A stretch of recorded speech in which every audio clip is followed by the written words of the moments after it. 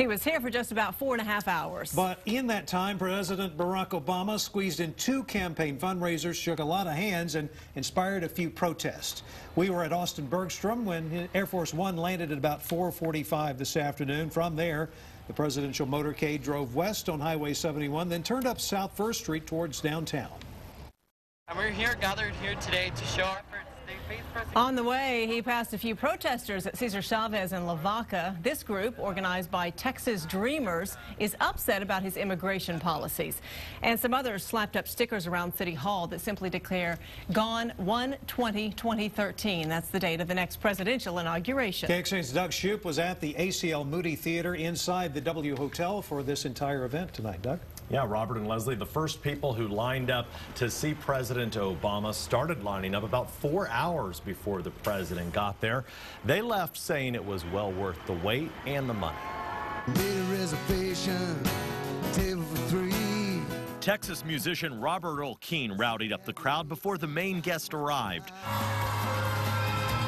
President Obama says accomplishments during his first term include turning a shrinking economy into a growing one, large investments in clean, renewable energy, making health care a right, no longer a privilege, passing a law to give women equal pay for an equal day's work, overturning Don't Ask, Don't Tell, removing 100,000 troops from Iraq, and thanks to servicemen and women, finding and killing Osama bin Laden.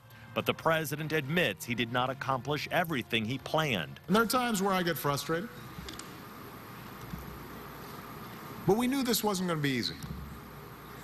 We knew that on a journey like this one, there were going to be setbacks and detours, and at times we would stumble. The president says more work to do includes immigration and energy reform, ending tax cuts to the wealthiest, and reducing the deficit without sacrificing what's important. I'm not going to sacrifice our investment in education.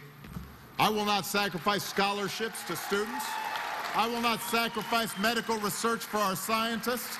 I will not sacrifice our highways and our airports, making sure they're safe. I will not sacrifice investments in clean energy. President Obama asked the crowd to remember 3 words: yes, we can, and those who saw him believe.